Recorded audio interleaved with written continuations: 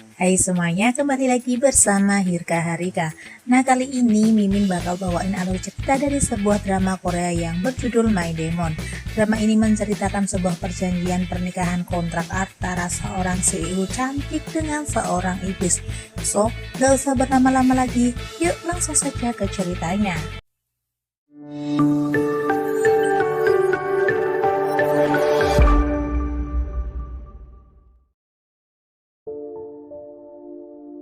Diperlihatkan di mana di episode sebelumnya Gwon yang menemui Dohee di taman milik Nyonya Ju dan menciumnya. Singkat cerita, di malam harinya Gwon dan Dohee pun kembali melakukan hal tersebut dan menjadikan malam itu adalah malam pertama mereka berdua. Yang mana awalnya pernikahan tersebut merupakan pernikahan kontrak, namun akhirnya mereka pun menjadi saling jatuh cinta. Kemudian di pagi harinya mereka berdua pun pergi untuk sarapan bersama di sebuah restoran. Setelah selesai sarapan, mereka berdua pun berkencan di pinggir sungai Han. Dikarenakan saat itu adalah kencan pertama kali Gwon pun menjadi kebingungan apa yang harus mereka lakukan. Dan pada saat itu Gwon melihat sepasang kekasih yang tengah menaiki sepeda couple. Gwon pun langsung mengajak Dohee untuk menaiki sepeda tersebut dan bersenang-senang bersama. Setelah itu mereka berdua pun berjalan bersama sambil bercerita. Dan ternyata secara diam-diam ada seseorang yang tengah memotret kebersamaan Gwon dengan Dohee. Saat Dohee dan Gwon tengah minum bersama, Dohee pun mulai menyadari ada seseorang yang sedang mengintainya. Dan diketahui ternyata orang itu adalah Suan, yang mana Suan masih belum percaya jika Dohee mundur dari pencalonan komisaris begitu saja. Sedangkan di sisi lain, Noh Sukmin pun sudah tidak sabar ingin menduduki jabatannya sebagai komisaris utama Mirai Group. Kemudian ia meminta kepada bawahannya di minggu ini diadakan sebuah rapat pencalonan ketua komisaris utama Mirai Group. Saat perjalanan pulang ke rumah di sini, Sukmin menyadari jika anaknya memiliki 2 ponsel. Kemudian anaknya pun mengatakan jika ponsel satunya untuk urusan pribadi, namun ternyata 1 ponsel tersebut ia gunakan untuk menghubungi pria penjahat bertopeng. Di pagi harinya, Dohee pun kembali bekerja seperti biasanya. Pada saat itu, Noh Sukmin pun memberi surat yang berisi sebuah pernyataan penyerahan warisan kepada ahli waris. Dohee yang melihat hal itu pun mengatakan kepada Dohee untuk tidak menandatanganinya dan meminta Dohee untuk tidak menyerah. Namun di sini Dohee mengatakan jika ia tidak ingin ada peperangan kembali. Gwon pun mengatakan jika ia akan mengajak Dohee melihat wajah pelaku sebentar saja, baru setelah itu Dohee boleh menyerah. Dohee pun menyetujui permintaan Gwon, namun saat mereka hendak teleportasi, tiba-tiba kekuatannya kembali tidak stabil. Dan tak berselang lama, Sohun pun datang menemui Dohee, dimana sampai dengan saat ini Sohun masih tidak mempercayai Gwon. Namun Dohee kembali mengatakan kepada Sohun jika ia sangat percaya dengan Gwon. Setelah Sohun menemui Dohee, ia pun pergi untuk menemui Gwon dan mengajak berbicara berdua. Di sini Sohun masih curiga jika Gwon adalah seorang vampir. Sohun pun menanyakan alasan Gwon menikahi Dohee. Kemudian Gwon pun menjawab jika ia membutuhkan Dohee. Gwon pun mengatakan jika ia akan membalas kelakuan orang-orang yang telah menyakitinya dan menyakiti Dohee.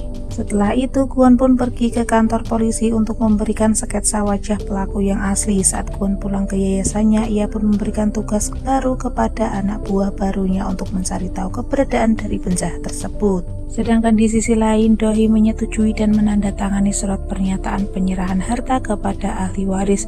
Di sini ia merasa lega dengan semuanya dan mengajak sekretarisnya untuk minum bersama. Dohee pun menyadari jika hidupnya jauh lebih tenang setelah menyerahkan semuanya, dan malam itu mereka berdua minum bersama sampai mabuk berat. Sedangkan di sisi lain, polisi yang tengah menyelidiki penjahat itu pun menemukan identitas asli dari penjahat tersebut, di mana penjahat itu bernama Ki Kwangchul. Namun ternyata di sisi lain penjahat Kwangchul telah dibunuh oleh eksekutor.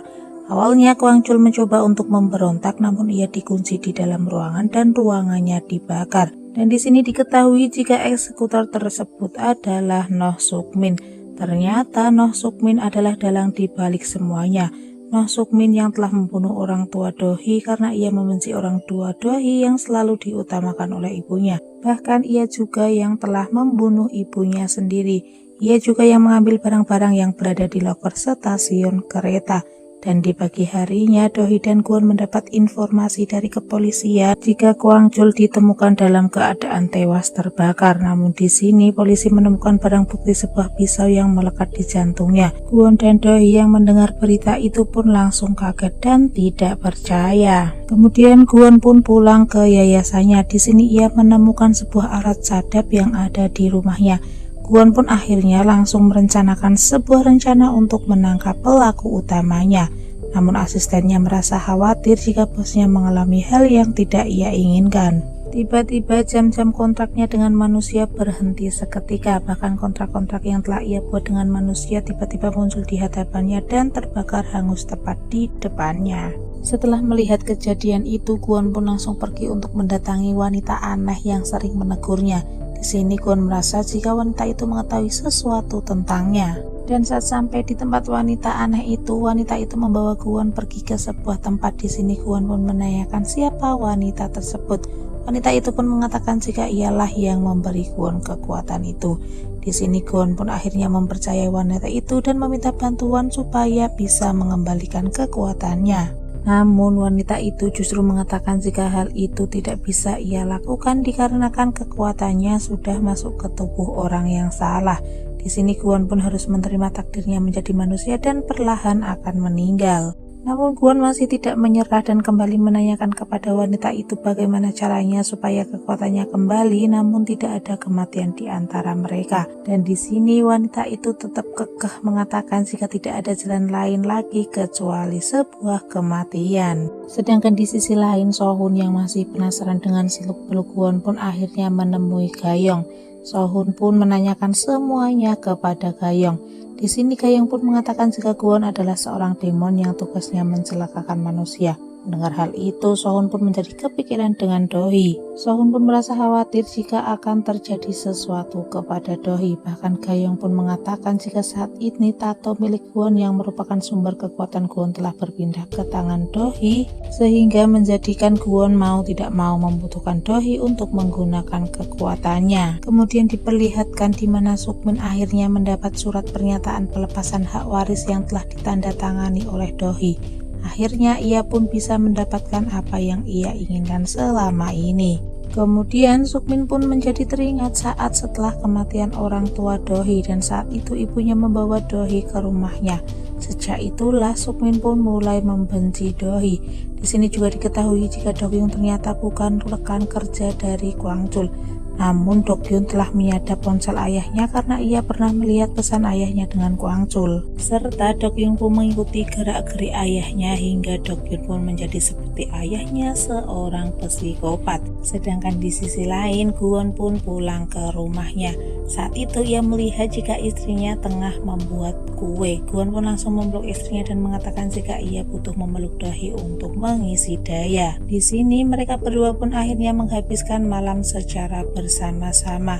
Kemudian saat Dohee tertidur, Kwon pun menjadi kepikiran dengan Dohee karena ia akan pergi jauh. Setelah itu Kwon pun diam-diam pergi menemui asistennya dan mengatakan jika ia akan menyelesaikan semuanya.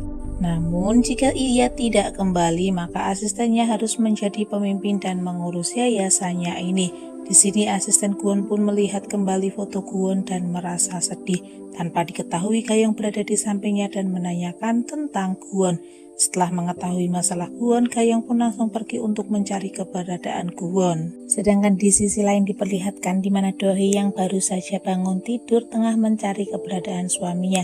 Saat menemukannya, Kwon pun mengatakan jika ia ingin mengajak Dohee pergi ke suatu tempat, di mana malam ini adalah malam purnama dan kemungkinan besar kekuatannya akan kembali. Dan Dohee pun menyetujui permintaan suaminya. Dikarenakan mereka hendak berangkat sore hari, Dohee pun masih menyempatkan diri untuk masuk kerja. Kemudian saat di kantor ia mendapatkan telepon dari Ga-young dan mengajak Dohee untuk berbicara berdua. Di sini Ga-young pun mengatakan kepada Dohee jika tato dan kekuatan Kwon tidak kembali pada malam ini, maka Kwon akan meninggal dunia. Dan satu-satunya cara untuk menyelamatkan Kwon adalah dengan kematian Dohee. Di sini Ga-young pun akhirnya memberikan sebuah racun kepada Dohee dan meminta Dohee untuk membantu Kwon agar tetap hidup dengan cara meminum racun tersebut.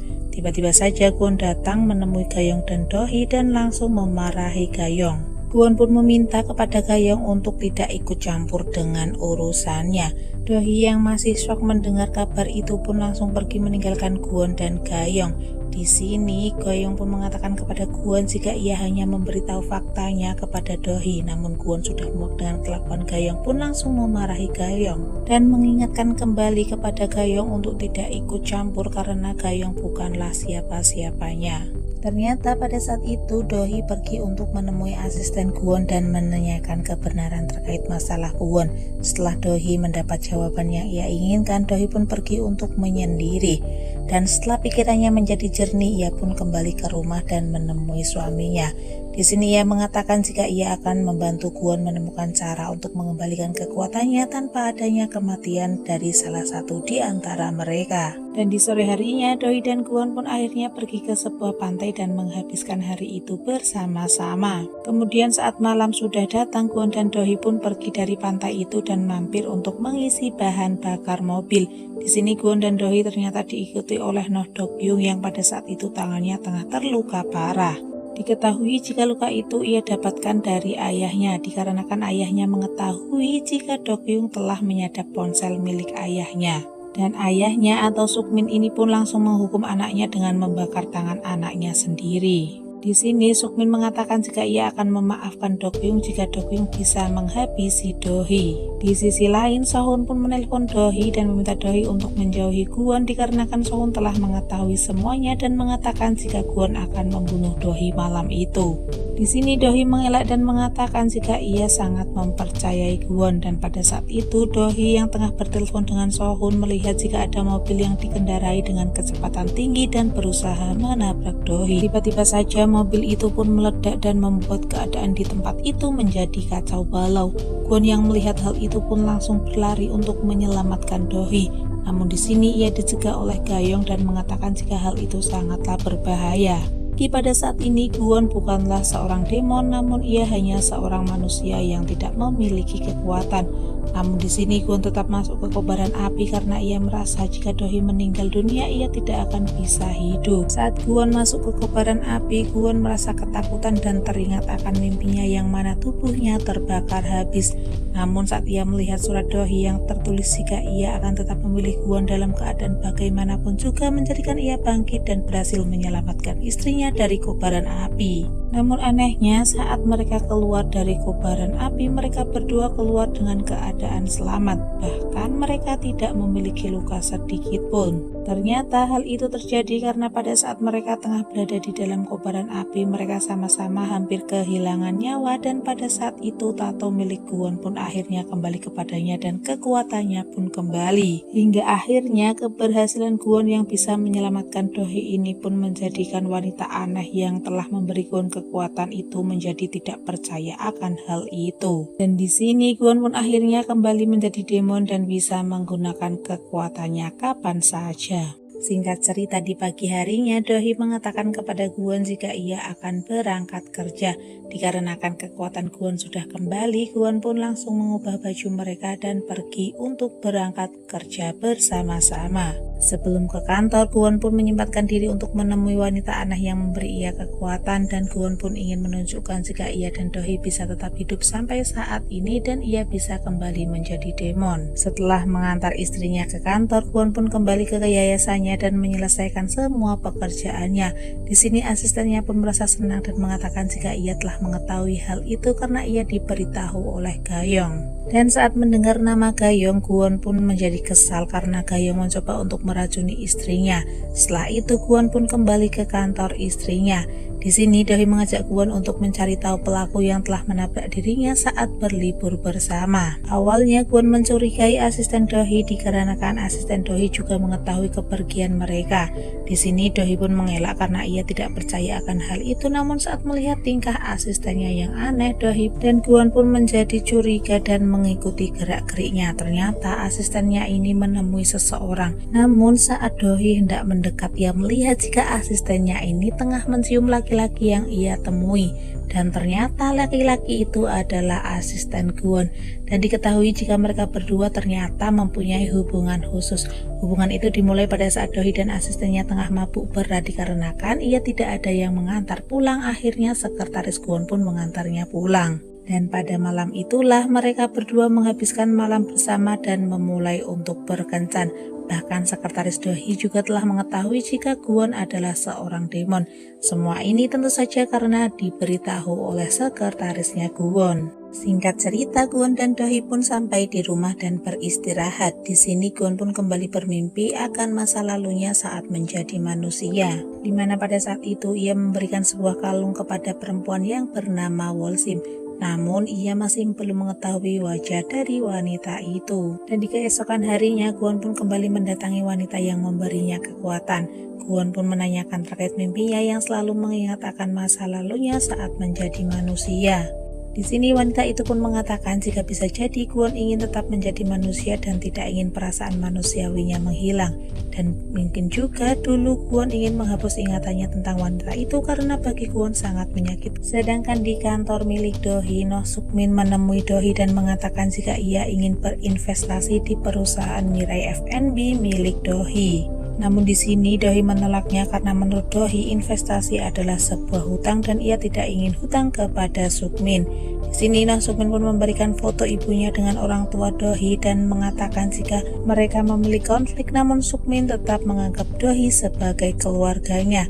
Dan tiba-tiba saja Kwon datang ke kantor Dohee. Di sini Kwon sempat menyindir Suk-min dan membuat Suk-min hampir emosi. Namun Suk-min berusaha menahannya dan mengatakan jika Kwon adalah bagian keluarganya dan ia pun bingung harus memanggilnya apa.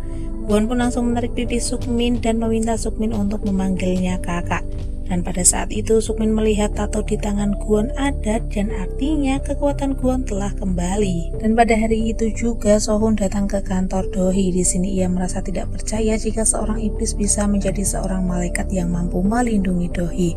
Kemudian Dohee pun bercerita jika barusan Noh Suk-min menemuinya untuk investasi. Dohee dan So-hun pun merasa curiga karena Noh Suk-min tidak akan bersikap seperti itu jika tanpa suatu tujuan.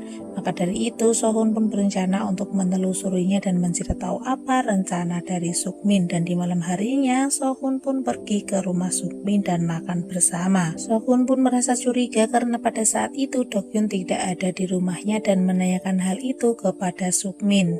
Suk-min pun dengan santainya menjawab jika Do-kyun tengah dinas ke luar kota. So-hun yang melihat raut wajah istri Suk-min pun menjadi curiga jika Do-kyun mengalami sesuatu.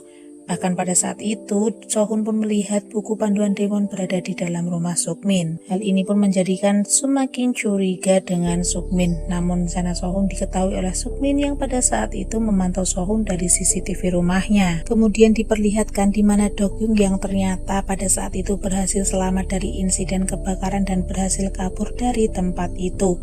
Saat di rumah sakit, ayahnya pun mendatangi Do-kyun dan mengatakan jika Do-kyun telah gagal membuktikan dirinya. Suk-min pun meminta Do-kyun untuk menyerahkan diri ke polisi. Namun Suk-min mengatakan jika Do-kyun sering berbuat kesalahan, Suk-min tetap menganggapnya sebagai anaknya. Sedangkan di sisi lain, Dohee dan Kwon yang telah diberitahu So-hun jika buku panduan demon berada di rumah Suk-min pun langsung teleportasi ke ruangan Suk-min. Namun saat mereka mencari bukunya, mereka hampir saja ketahuan Kim Sera. Kwon dan Dohee pun bersembunyi supaya ia tidak ketahuan Kim Sera. Di sini Kwon justru menemukan ponsel milik Kwang Chul, si penjahat bertopeng.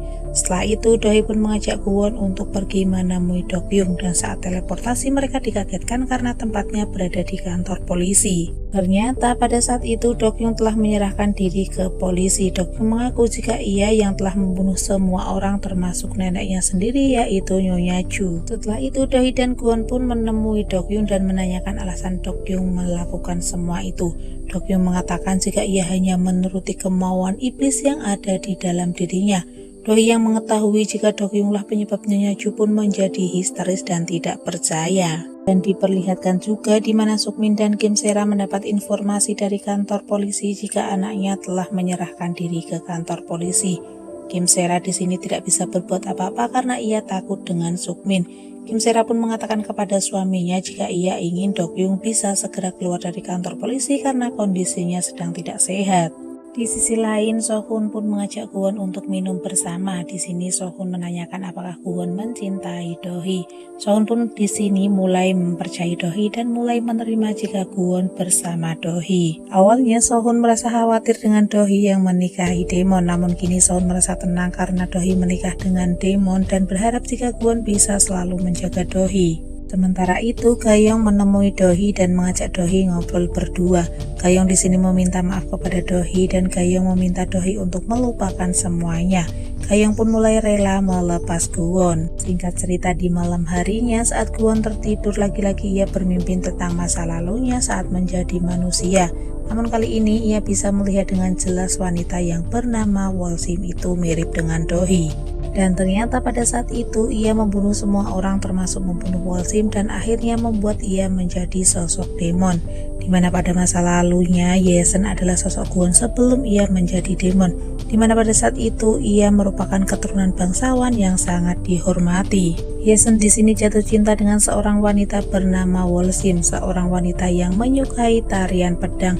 Ternyata Wolsim adalah seorang wanita penghibur yang tidak mungkin menjadi kekasih seorang bangsawan. Di sini Yesen pun terus mengejar dan mendekati Wolsim. Awalnya Wolsim tidak memperdulikan Yesen hingga di suatu ketika saat sepatu milik Wolsim terjatuh di sungai, Yesenlah yang menolong dan mengambilkan sepatunya Wolsim. Dan saat Yesen mengungkapkan perasaannya kepada Wolsim, namun Wolsim menolaknya karena ia merasa tidak pantas untuk Yesen, yang mana pada saat itu Yesen seorang bangsawan. Dan pada saat itu mereka tetap tidak bisa bersama karena status sosial mereka sangat berbeda. Hingga di suatu ketika Yesen memberikan sebuah buku agama yang menunjukkan manusia di dunia ini sama dan tidak memandang kasta. Entah mengapa ilmu baru yang didapatkan Yesen menjadikan Wolsim bahagia dan merasa ada angin segar. Mereka pun mulai belajar dengan kelompok agama tersebut. Hingga akhirnya hal itu diketahui oleh ayahnya Yesen. Hingga di suatu hari Yesen hendak pergi untuk mengikuti sebuah tes. Di sini ia menemui Wolsim terlebih dahulu dan mengatakan jika selesai menjalankan tes ia akan menikahi Wolsim. Yesen pun kemudian memberikan kalung miliknya kepada Wolsim dan berjanji untuk tidak saling melupakan satu sama lain. Namun saat Yesen pergi, ayahnya justru membuat pengumuman untuk menindaklanjuti penyebaran agama yang menurutnya sesat, dan orang-orang yang tengah belajar agama diringkus dan dibunuh satu persatu. Dan pada saat itu Wolsim dituduh sebagai dalang penyebaran agama. Di sini ia pun ditangkap dan hendak dibunuh. Di keesokan harinya Yesen pun kembali ke desa tersebut, di mana pada hari itu bertepatan dengan Wolsim hendak dieksekusi. Yesen yang mengetahui hal itu pun langsung bergegas menuju tempat itu untuk menyelamatkan kekasihnya. Namun ternyata ia telat dan tidak bisa menyelamatkan nyawa kekasihnya. Yesen pun menangis di hadapan jasad kekasihnya dikarenakan ia merasa dendam dan marah kepada orang yang telah membunuh kekasihnya. Ia pun langsung membunuh semua orang yang ada di tempat itu. Dan setelah semua orang terbunuh, ia pun membunuh dirinya sendiri. Kemudian Kwon pun terbangun dari tidurnya dan telah mengingat sepenuhnya akan masa lalunya. Setelah itu Kwon pun menemui wanita yang memberikannya kekuatan itu dan bertanya terkait semuanya. Wanita itu justru mengatakan jika hal itu adalah sebuah ganjaran yang harus diterima Kwon karena dahulu Kwon telah membunuh semua orang. Di sisi lain, Kim Sera menemui anaknya yang berada di kantor polisi dan mengatakan jika ayahnya akan segera membebaskannya. Namun di sini Dokyung justru mengatakan jika ibunya sebenarnya sudah tahu semuanya, namun ibunya hanya tutup mata dan menjadikan anaknya sebagai tameng dan menjadikan Dokyung selalu dihukum oleh ayahnya. Sedangkan di sisi lain, Sohun pun pergi ke kantor Dohee untuk memberitahu hasil psikologi milik Dokyung. Namun saat Sohun sampai di ruangan Dohee, mereka justru dikagetkan dengan kabar jika Dokyung telah mati bunuh diri. Kemudian saat acara kremasi, Noh Sukmin pun menemui Dohee dan meminta maaf kepada Dohee karena ia tidak bisa mendidik putranya. Dohee yang merasa muak dengan Sukmin pun langsung pergi meninggalkan Sukmin. Di sini Dohee justru merasa curiga dan merasa yakin jika hal ini bukanlah perbuatan Dokyung. Dan di keesokan harinya acara pertunjukan teater di Yayasan Kwon pun dimulai. Dohee dan Kwon pun datang ke acara tersebut. Dohee pun membawa sebuah bunga untuk ia berikan kepada Gayong. Kemudian saat melihat pertunjukan tari pedang, Kwon pun akhirnya memberanikan diri untuk menceritakan masa lalunya kepada Dohee. di mana saat ia menjadi manusia ia telah membunuh banyak orang dan ia sempat menumbalkan orang yang ia sayangi. Dan kini ia merasa khawatir dan takut jika orang yang ia sayangi akan menderita sama seperti dahulu. Mendengar hal itu, Dohee pun mengatakan jika ia sebenarnya sudah menderita sejak sebelum datangnya Kwon di hidupnya. Dan jikalau ia harus menderita, ia pun bersedia menderita bersama dengan Kwon. Setelah menceritakan masa lalunya dengan Dohee, Dohee pun mulai menerima Kwon apa adanya dan berjanji akan menjadi takdir mereka berakhir dengan indah. Dan singkat cerita, 1 tahun pun telah dilalui bersama-sama. Hingga pada saat itu mereka berdua hendak merayakan Natal untuk pertama kalinya. Namun pada saat itu Dohee dan Kwon terjebak macet karena ada kecelakaan lalu lintas. Lihat hal itu menjadikan Dohee teringat saat kematian orang tuanya. Kemudian saat rapat di kantor, karyawan Dohee mengusulkan jika untuk promosi barang baru milik perusahaannya akan ditampilkan di teater milik suami Dohee, yang mana pada saat itu teater Gayong sangat diminati banyak orang dan Dohee pun menyetujuinya. Kemudian di malam harinya, Kwon melihat jika istrinya tengah sibuk kerja. Kwon pun mendekati istrinya dan melihat jika istrinya tengah bermimpi buruk, di mana pada saat itu Dohee berada di dalam hutan sendirian dan merasa ketakutan. Namun pada saat itu Kwon pun datang ke mimpinya dan menenangkan Dohee serta mengajak Dohee untuk menemui orang-orang yang ia cintai. Di sini mereka pun akhirnya merayakan malam Natal bersama-sama dengan sangat bahagia. Dan setelah itu hari-hari Kwon dan Dohee pun mereka jalani dengan sangat bahagia dan penuh kasih sayang. Hingga di suatu hari Kwon pun berencana untuk memberikan Dohee sebuah bunga. Namun ia melihat jika jarinya mulai terbakar dan mengharuskan ia membuat sebuah kontrak dengan manusia.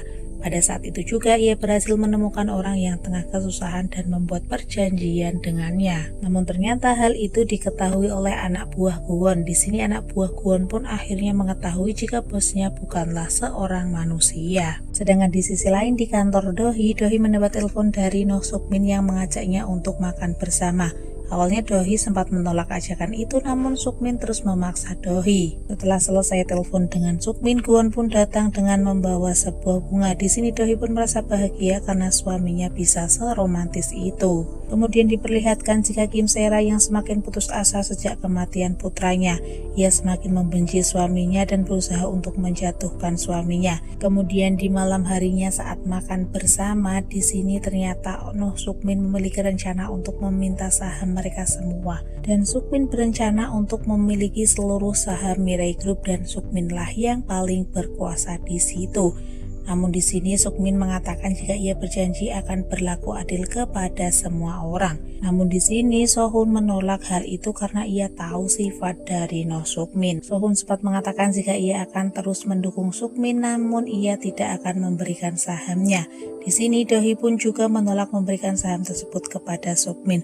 Mengetahui penolakan itu, Noh Suk-min pun mengancam Dohee dan juga So-hun. Ternyata ancaman dari Suk-min pun tidak main-main, di mana di keesokan harinya perusahaan So-hun pun dituduh telah menyelewengkan dana perusahaan. So-hun yang mengetahui jika ini adalah ulah Suk-min pun langsung pergi menemui Suk-min.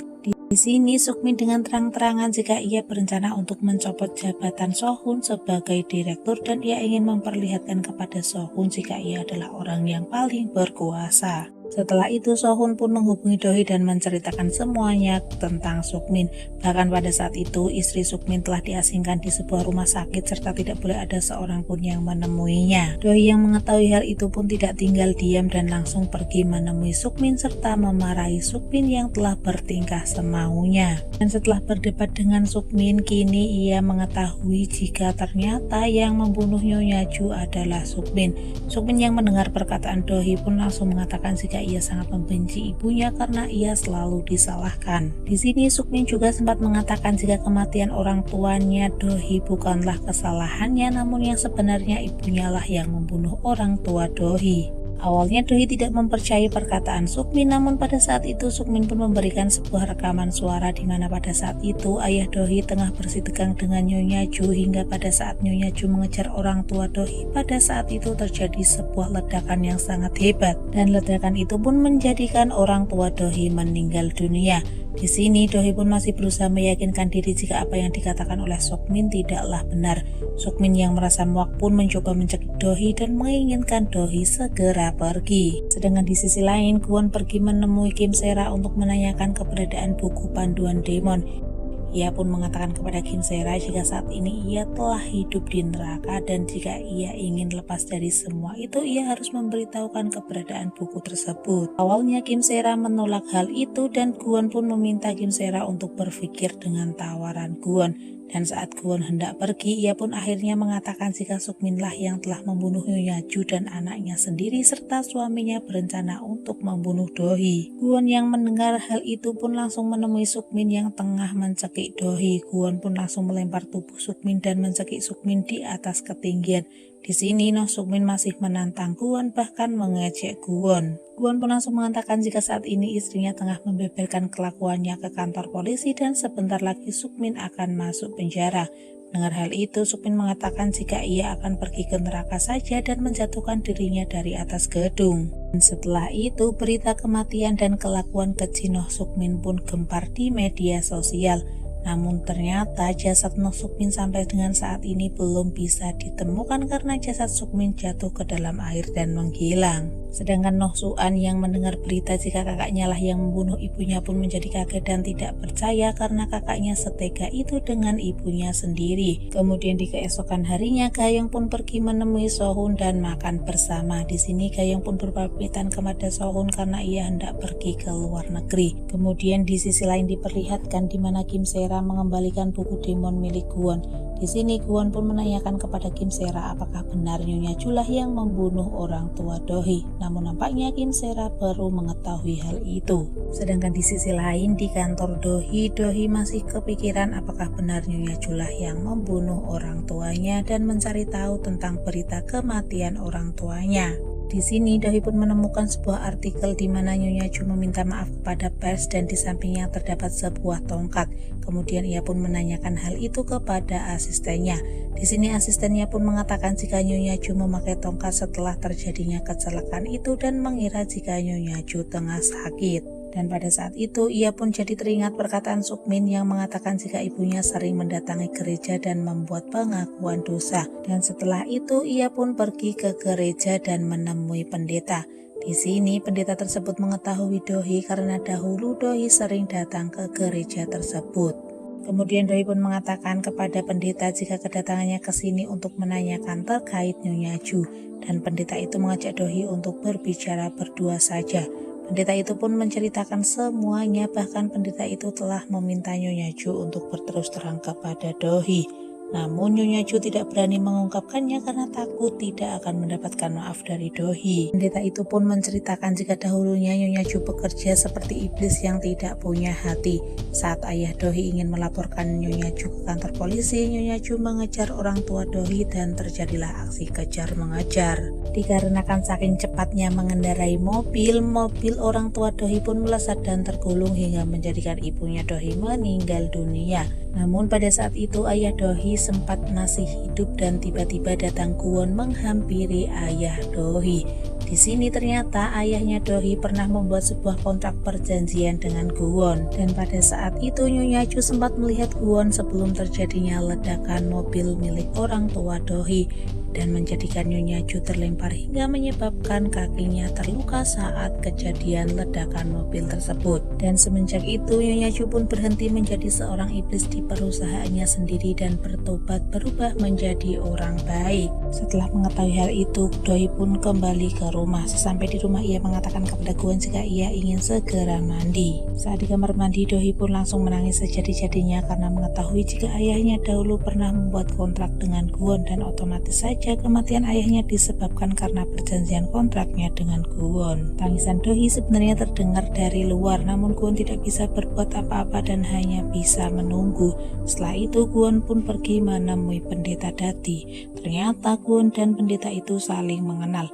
Pendeta itu pun meminta Kwon untuk menjauhi Dohi karena ia tahu jika Kwon berbahaya. Di sini Kwon pun menjadi teringat saat ayah Dohi membuat perjanjian dengannya dan ternyata kematian orang tua Dohi disebabkan oleh dirinya. Saat Kwon pulang ke rumah ia mencari keberadaan istrinya namun ia tidak menemukannya karena Dohi tengah pergi mengunjungi makam Nyonya Ju. Di sini ia meminta maaf kepada Nyonya Ju karena sempat mencurigainya. Dohi juga masih berusaha meyakinkan dirinya jika ayahnya membuat kontrak dengan Kwon demi kebaikan dirinya. Setelah itu Dohi pun pergi ke yayasan Kwon untuk bertemu dengan asisten Kwon. Dikarenakan pada saat itu tengah sibuk, asisten Kwon pun meminta Dohi untuk menunggunya di ruangan Kwon. Kemudian Dohi pun memasuki ruangan Kwon yang penuh dengan jam dinding. Dan tiba-tiba saja Dohi dikagetkan dengan kedatangan seorang wanita masuk ke ruangan Kwon, di mana wanita itu ingin membatalkan kontraknya dengan Kwon. Namun di sini Kwon pun marah kepada wanita itu dan menampakkan wujud aslinya sebagai seorang demon yang tetap mengambil nyawa orang-orang yang telah membuat perjanjian dengannya. Dohi yang melihat semuanya itu pun menjadi ketakutan karena melihat sisi iblisnya Kwon. Di sini Dohi pun kaget ketika mengetahui jika jam-jam yang berada di ruangan itu adalah kontrak-kontrak manusia dengan Kwon. Dohi pun langsung pergi keluar dan disusul Kwon yang baru mengetahui jika Dohi baru saja mendatangi yayasannya. Kemudian setelah itu Kwon pun mencoba mengajak Dohi untuk berjalan bersama. Kwon pada saat itu mengatakan kepada Dohi jika ia meminta Dohi untuk pergi menyelamatkan dirinya dari neraka dan melepas tangan Dohi dan pergi menghilang. Dikarenakan Kwon menyadari apapun yang ia lakukan untuk membuat bahagia Dohi, namun hal itu pasti akan membuat Dohi terluka. Saat Dohi menyadari Kwon telah pergi, Dohi pun merasa sedih. Walaupun ia mengetahui jika Kwon lah penyebab ayahnya meninggal, namun ia tidak bisa hidup tanpa Kwon.